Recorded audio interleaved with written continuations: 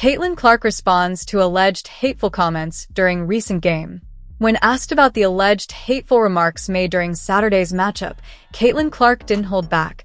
That kind of behavior has no place in basketball and certainly no place in our society. Everyone, fans, players, staff, deserves to feel safe and respected in the arena. Our game should be something that brings people together, not divides them. They're investigating alleged comments or hateful comments from fans towards Sky players. We talked about this in the past, and how it should be an inclusive environment. Do you want to speak on that? Yeah, there's no place for that in our game. There's no place for that in society, and certainly we want every person that comes into our arena, whether player, whether fan, to have a great experience. So I appreciate the league doing that. I appreciate the Fever organization has been at the forefront of that since really day one and what they're doing. So we'll hopefully the investigation, we'll leave that up to them to find anything and take the proper action if so. Caitlin Clark responds to accusations and defends teammates amid backlash. Caitlin Clark was once again asked to address the negativity surrounding her. Naturally, she handled it with poise, firmly stating there's no room for hate in the game or in society. But the spotlight isn't just on Clark. It's also been painfully clear that others around her, especially Black athletes like DeWanna Bonner, have faced vile and racially charged attacks simply for being her teammates. It's unacceptable and heartbreaking. And once again, Clark was put in the position of having to respond to hate that was never hers to answer for in the first place. She was also asked about the stat-padding accusations surrounding her return to the game in the fourth quarter. Clark made it clear she wasn't chasing numbers. She re-entered the game to support DeWanna Bonner, who was on the verge of making history, securing her place as the third all-time leading scorer in WNBA history. In a rebound when you have 20, 10, and 9 on the floor? Well, I went back into the game to help DB get her into third on the all-time scoring list. If you're watching the game, we were struggling a little bit there to even get her the ball in the half court. So I told Steph, I'm like, let me go in there. It's kind of driving me nuts on the baseline, not watching DB get this.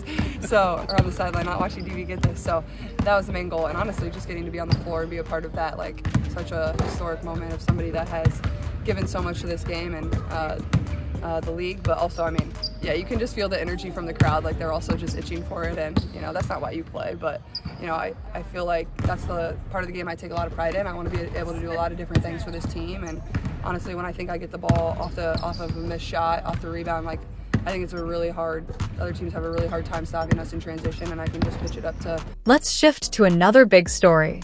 The Chicago Sky just dropped a statement doubling down on everything they said about the Indiana Fever game. Yeah, they're not backing down, and it's been nothing but chaos online for the last 48 hours. The outrage? The debates? It's been non-stop. And look, I really thought this rivalry was cooling off. But man, there's something eerie going on here. Like, this tension, it's not over. Not even close. Here's my take. I think the Chicago Sky is riding with Angel Reese's claims because they need ticket sales. All this drama, all this noise, feels like marketing to me. That's just my theory, but it's starting to look real spooky for Chicago. Let's be real, Chicago walked into that game and got cooked. Like, the Fever put the belt on them. That might have been the biggest opening night blowout in Fever franchise history. Complete domination. And what's wild is Chicago rebuilt their team, too. But instead of getting better, they somehow got worse. At least from what we saw in that game. Still, despite all that, they immediately put out another statement to double down, especially now that the WNBA is investigating everything. So, the Chicago Sky released this statement. We welcome the WNBA's investigation of allegations of fan misconduct during our first game of the season. We will do everything in our power to protect Chicago Sky players, and we encourage the league to continue taking meaningful steps to create a safe environment for all WNBA players. Adam Fox, Chicago Sky President and CEO. So here's what the Chicago Sky is saying now.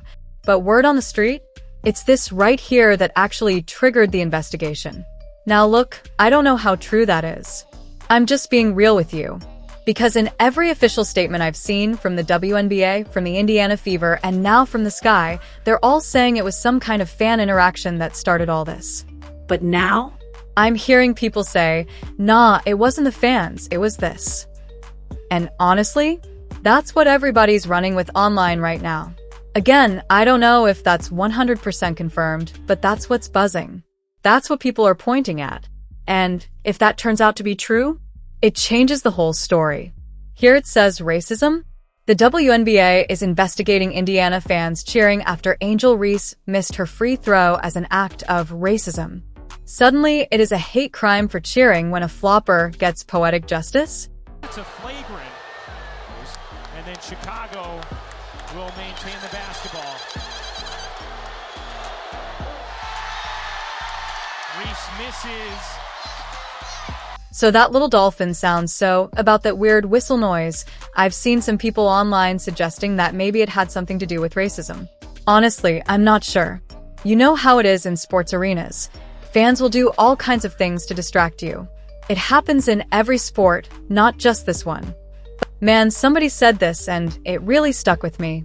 Remember when a black player tried to gouge out the eye of a white player and WNBA Reddit banned people just for pointing it out? And another person said, how has Angel Reese been playing basketball this long and still got a line drive looking jump shot? Now look, that one's just dumb. That's just people trolling. But this next part? This is what entitlement and privilege really looks like. Because to spark a full WNBA investigation over this? It's wild, bro, straight up crazy. And no one's talking about how Angel Reese did that sneaky little shove on Natasha Howard right before the flagrant foul. Look at it. She straight up pushes Natasha out the way. That is not legal. Like, that's a clear offensive foul. And then she goes and flops on a Caitlin Clark foul. Nobody's saying a word about that. Why not? Why does the energy only go one way? There's probably a dozen clips out there of Caitlin Clark getting mugged on the court, and nobody cared, bro. Like, for real, man. It's wild. And honestly, it's just unfortunate, dog. The whole situation is unfortunate. It didn't have to be like this. Now we're sitting here, and it's only the first game of the season, and already, it's full-blown drama. It's crazy to me, bro. Just crazy. All this noise, all this chaos, all these investigations, and we're just getting started. It's dumb. It's unnecessary. And it's just sad that this is where things are at, man. So we got front office news.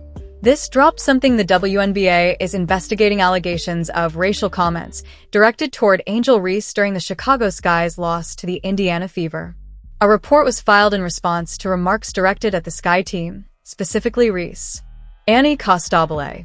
So, Annie Costabile just dropped this article, right? Hopefully we don't gotta pay to read the whole thing, but it says, the WNBA is investigating racial comments directed toward the Chicago Sky during the game. Alright, cool, but here's the thing. Angel Reese just said in her own statement that the refs got it right. Move on. That's literally what she said. And nobody's talking about this, like, this part is getting swept under the rug. Angel Reese did a full post-game press conference. I covered that too. She never said anything about racism. No racial comments. No racial slurs. No nothing. Then 24 hours later, suddenly it's, oh, I was attacked with racial slurs by Indiana Fever fans. This right here? This is an indictment of the media. And y'all really need to pay attention to what's happening. Now, yeah, you see my recent video example on ESPN, but I've seen the exact same thing from Front Office Sports, The Athletic, you name it. Every major sports outlet is running with the same narrative, like it's gospel. And what's the lie? We're about to get into that. But before we do, just understand, these outlets aren't reporting anymore. They're repeating the same false storyline like it's fact. No receipts, no accountability, just vibes and viral clicks. And that should worry you. WNBA has issued a statement regarding Fever Sky yesterday. The WNBA strongly condemns racism, hate, and discrimination in all forms. They have no place in our league or in society. We are aware of the allegations and are looking into the matter.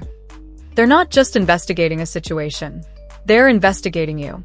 They're investigating Caitlin Clark fans. They're investigating Indiana Fever fans. And for what? For nothing. The entire thing was triggered by a lie, a claim from someone who wasn't even at the game. And somehow, that was enough for the WNBA to run full speed into a baseless investigation. And let me be honest with y'all Fever fans. If you think there's going to be an apology when they find nothing, you're being naive.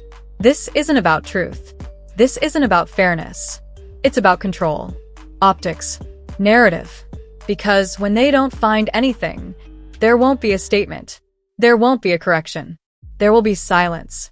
They'll just move on to the next lie. Haven't y'all seen this movie before? Jussie Smollett? The Duke volleyball player versus BYU? All national stories. All hoaxes. And not one of them ended in an apology. Not from the accusers. Not from the media. Not from the coaches like Dawn Staley, who knee-jerked into fake moral high ground. This is the same playbook. Again, the WNBA isn't functioning like a pro sports league right now.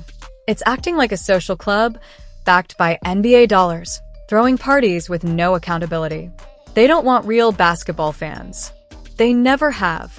And the one time real fans start showing up, they're immediately under suspicion. Now you've got fans writing the government, demanding investigations into Fever supporters based on complete fiction. Meanwhile, where was the concern when Black Fever players were being slandered? Where was the outrage when Chicago Sky fans were going after Alyssa Thomas with personal attacks? Crickets. Because this has never been about right and wrong. It's always been about pushing selective narratives. And here's what's coming. Mark my words, soon, you're going to see Fever games played in arenas with mostly empty seats and tight security, because now they want to police fandom itself. They don't want passion. They want compliance. And Caitlin Clark? She's the only reason people are watching. Everyone knows it. Even they do. But instead of embracing it, they're burning it down. Bree Turner on the alleged hateful speech. If they felt an investigation was warranted, I more than support that. A lot of players in W should feel safe where they're playing. Game bridge on the road, I think all players. So if they felt an investigation was warranted, I more than support that. I think they should, whatever was happened should be investigated, and the appropriate action should be taken forward if something's found. I think a lot of times people want to brush to the side, be like, oh, it was only one person, or one person is too many. If one person said something, or so I think it's worth the investigation. If they find nothing, they find nothing. But if someone thinks they heard something or said something, I think it's warranted to investigate.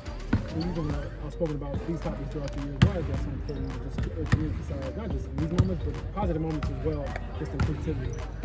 Yeah, I never want to normalize hate speech or bigotry or being it's part of the game, because it's not. I mean, we're at work. I know we're entertainment, but people are this is our jobs. I don't say anybody to go to work and face hatred or anything like that. So I think we just want to uphold a standard across the league, not just for us, but for our opponents as well. We want them to know that if they come in here, they can alert team security, usher, and anything of that nature. But for me speaking up, it's something I've always done. Obviously, I get backlash here than the other, but that's okay to me. I'm here to speak my truth and say what I have to say. Sophie Cunningham participated in practice open to the media today. She's listed as questionable for Tuesday v. Dream. She's progressing really well. I think every day we see her movement. Every day we see her more confident, a little more balanced. I know Sophie wants to play tomorrow. I know she has some more tests to go through just to see if she's going to be ready. But in my mind, I want to make sure that she's 100% ready. We've got a lot of games in a short period of time. We need her on the floor. I don't want to rush it and have any setbacks. So we'll see what her testing goes through today and what the results of that are, and then meet with the training staff and talk with Sophie about a game plan.